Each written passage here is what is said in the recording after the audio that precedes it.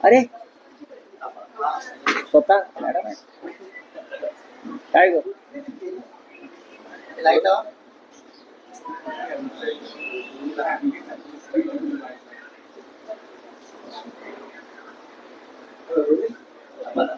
रावसाहेब, महागाई काही नियंत्रणात येत नाहीये. पेट्रोल डिझेलचे सीएनजीचे दर 2 दिवसांनी वाढता आहेत.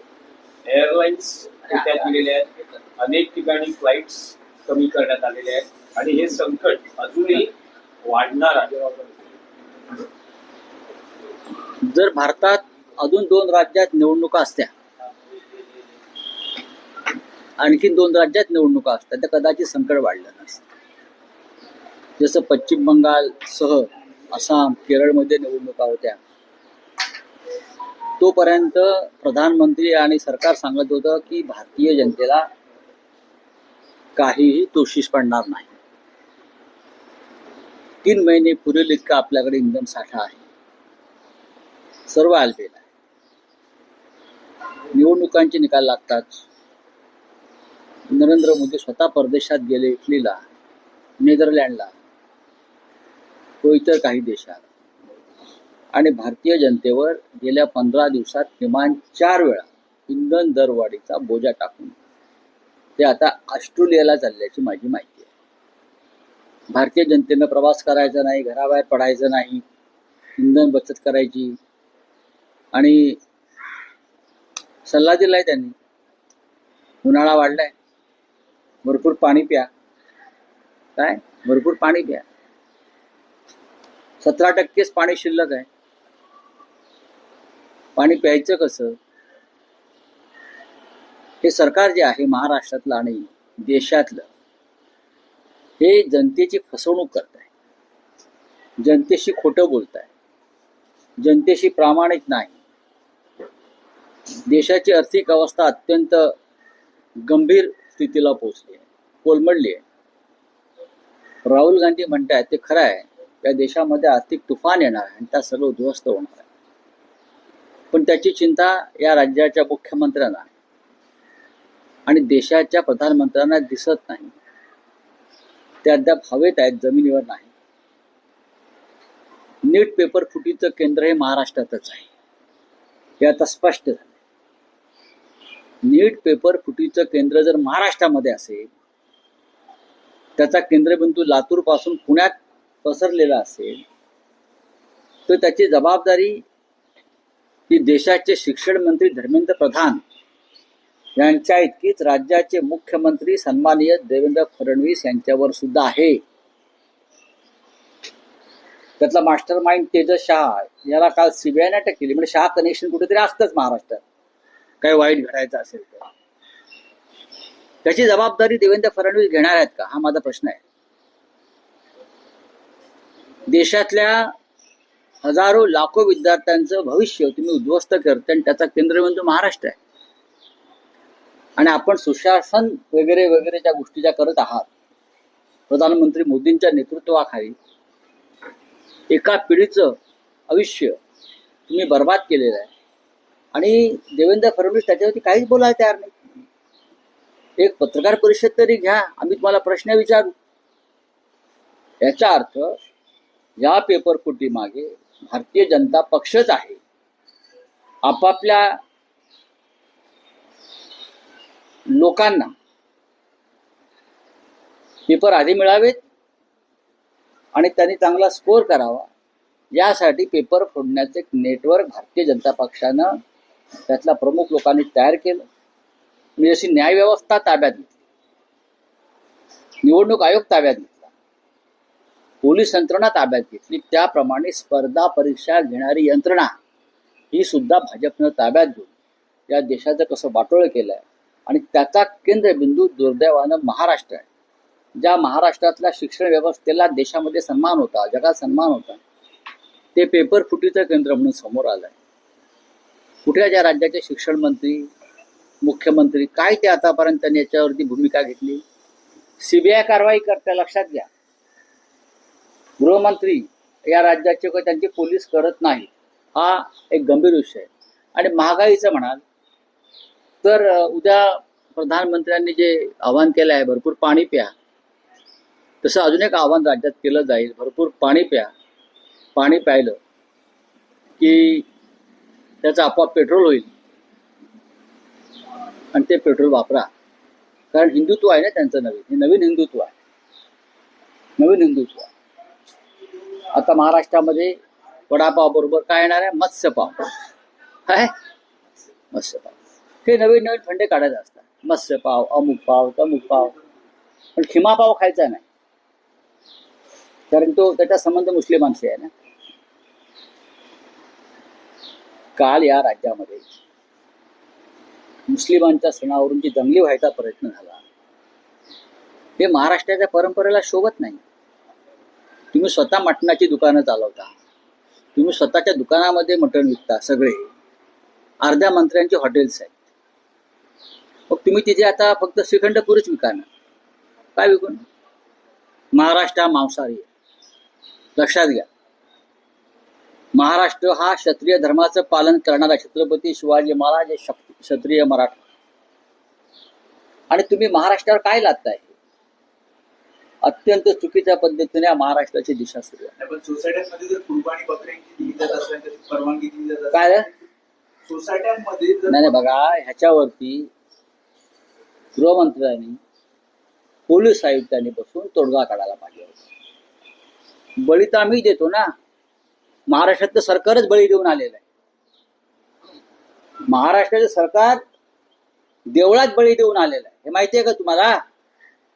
55 रेडे कामाख्य देवीच्या मंदिरात कापले गेले, ही कुर्बानीच आहे ना. त्या कुर्बानीवर सुद्धा आपण आक्षेप घेतला पाहिजे. आमचा आक्षेप आहे या अंधश्रद्धेला.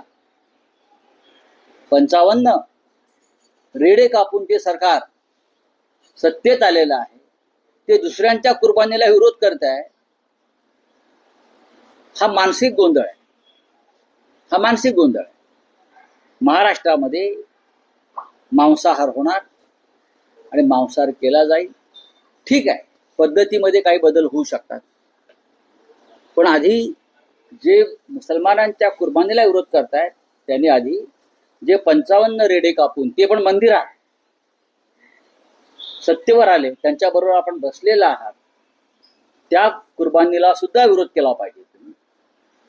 हे माझं मत आहे. पण रावसाहेब, तुम्ही जेव्हा मुख्यमंत्र्यांच्या धोरणांवर किंवा भूमिकांवर टीका करता, तर दुसऱ्या बाजूला तुमच्या पक्षाचेच आमदार मिलिंद नार्वेकर असतील किंवा तुमच्या पक्षाचे नेते आदित्य ठाकरे मुख्यमंत्र्यांचं अभिनंदन आणि कौतुक करतायत. विषय महापालिकेचा जरी असला, रक्तपेढ्यांचं खासगीकरण, हॉस्पिटलचं खासगीकरण, मिलिंद नार्वेकर मध्यरात्री मुख्यमंत्र्यांना इत्यंभूत माहिती देतात. मुख्यमंत्री तो प्रस्ताव महापालिकेत नॉट टेकन करायला लावतात आणि आदित्य ठाकरे त्या विषयावर प्रेस घेतात आणि मुख्यमंत्र्यांचे चांगलं आहे आभार ना. मानतात आणि तुमचे आमदारही आभार मानतात. ते म्हणतात सत्ताधारी आणि विरोधक हे आता महापालिकेत भ्रष्टाचार मुक्त आणि स्वच्छ त्यात कारभारासाठी चुकीचं काय आहे? महापालिकेत जर भ्रष्टाचार सुरू असेल आणि तो मुख्यमंत्र्यांच्या निदर्शनास आणला असेल आणि मुख्यमंत्र्यांनी त्याच्यावर कारवाई करून ते थांबवलं असेल, तर अशा प्रसंगामध्ये मुख्यमंत्र्यांचं स्वागत करावंच लागेल किंवा सत्ताधाऱ्यांचं स्वागत करावंच लागेल. मी नीटच्या माध्यमातून, हा देशभराचा विषय आहे, महाराष्ट्र केंद्रबिंदू आहे. अशा वेळेला जबाबदारी मुख्यमंत्र्यांची नाही का? सीबीआय येऊन कारवाई करते.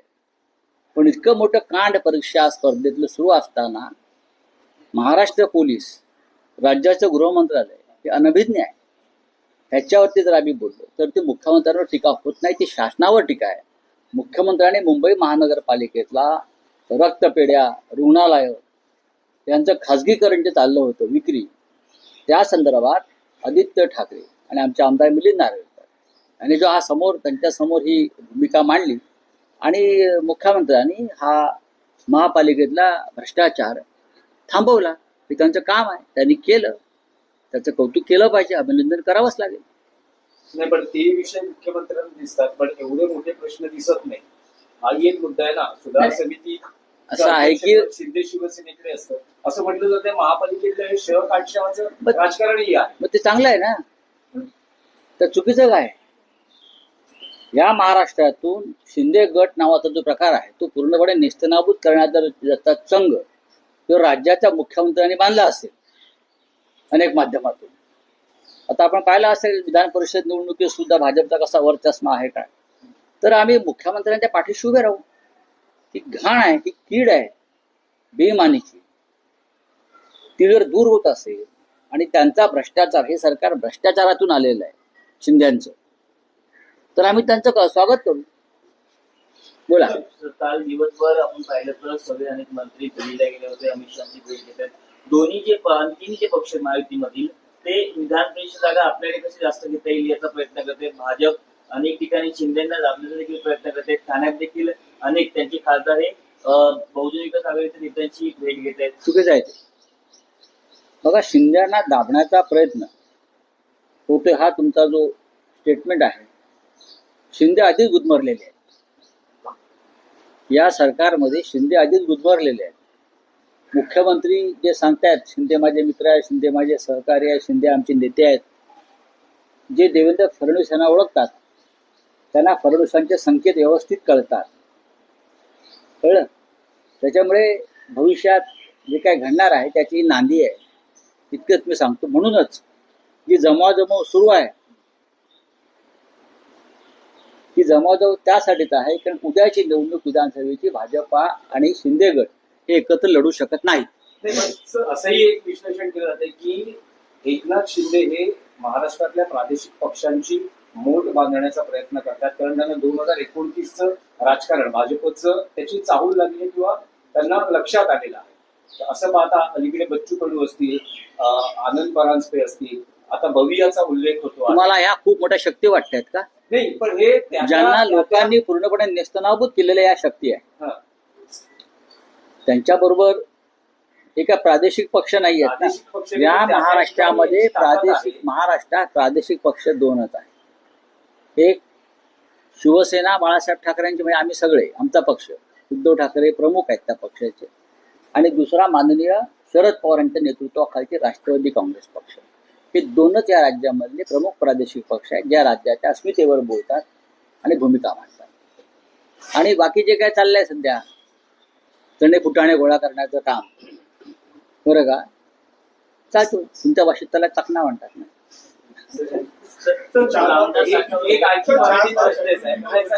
मराठी हा प्रश्न आहे की राष्ट्रवादी काँग्रेस अजित पवार गटातली नाराजी प्रचंड उफाळून आल्याचं दिसतंय. बैठकीतच पडसाद उमटलेले आहेत. शेतकरी प्रफुल्ल पटेल मी इतकं सांगेन, मी इतकं, बघा, तुम्ही मला स्पष्ट विचारायला सांगेन, अजित पवारांचा राष्ट्रवादी काँग्रेस हा संपलेला आहे.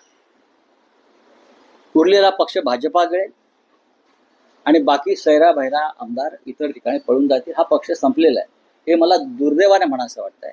अजित पवार यांना मूळ पक्षातून दूर काढण्याचं काम प्रफुल्ल पटेल, धनंजय मुंडे, सुनील तटकरे यांनी केलं. हे शरद पवार साहेबांचं मत होतं. अजित पवारचं डोकं फिरवणारी ही माणसं आहे, बरोबर आहे. आता त्यांचं डोकं फिरलं जिचं काय चाललंय ते पाहून, त्याच्यामुळे हा पक्ष भविष्यात फार काळ राहील असं माझं मत नाही. हा पक्ष राहणार नाही, शिंद्यांचाही पक्ष राहत नाही. भाजपला आरसा दाखवलेला आहे. केंद्रीय मंत्री रामदास आठवले यांनी भाजपला आरसा दाखवलेला आहे. ज्या प्रकारचं आपण आपलेच लोक बघा की आठवल्यांच्या हातातला आरसा कोणी दिलाय? भाजपने दिला असेल ना. आठवल्यांकडे स्वतःच काय? काही नाहीये. बोला. पानी की कल ही प्रधानमंत्री ने एक मार्गदर्शन किया है देश की जनता को कि देश में गर्मी बहुत बढ़ रही है, उसका परिणाम आपके शरीर पर होगा, तो पानी पीते रहो. ये देश के प्रधानमंत्री का काम. और ये आह्वान करके प्रधानमंत्री, मैं देख रहा था ऑस्ट्रेलिया में जा रहे हैं वहाँ का पानी पीने के लिए, फिर इटली का पानी पिया, नीदरलैंड का पानी पिया. महाराष्ट्र में और मुंबई में अब सिर्फ 17% पानी का स्टॉक है. पानी कहाँ से पिएंगे? पेट्रोल नहीं, डीजल नहीं, पानी नहीं, महंगाई बढ़ रही है, खाना नहीं, हम बाहर घूमेंगे नहीं, विमान बंद हो रहे हैं, और हमारे मुख्यमंत्री विधान परिषद के चुनाव में लगे हैं और देश के प्रधानमंत्री घूम रहे हैं। हम क्या करेंगे, जनता क्या करेंगे? ईद को लेकर जिस तरह से लगातार बीएमसी की तरफ से या सरकार की तरफ से एक्शन लिया, देखिए, ये एक राजनीति का विषय है, धार्मिक राजनीति, धर्म की राजनीति, वो स्प्लिट करना चाहते हैं और आने वाले विधानसभा लोकसभा चुनाव तक इस मामले पर बार बार तनाव पैदा करके दो धर्मों में चाहे एक दंगा भी करा सकते। तो ये उनकी हमेशा की एक चाह है। ये जो लोग बोल रहे हैं कुर्बानी के बारे में, महाराष्ट्र में कामाख्या देवी मंदिर में कितने कुर्बानी दी हमारे ये लोगों ने, कितने भैंसे कापे, 55, ये भी कुर्बानी है ना। तो अपनी कुर्बानी चलती है, दूसरे की कुर्बानी आपको चलती नहीं। महाराष्ट्र ये मांसाहारी है, छत्रपति शिवाजी महाराज का महाराष्ट्र है। हम क्षत्रिय है, हम मराठा है, हम तो ये कुर्बानियां देते रहेंगे। हम अपने भी देश के लिए कुर्बानी देते हैं। अगर हम कुर्बानियां नहीं देंगे तो देश और महाराष्ट्र कैसा बचेगा? चलिए, थैंक यू। सर महायुति की सर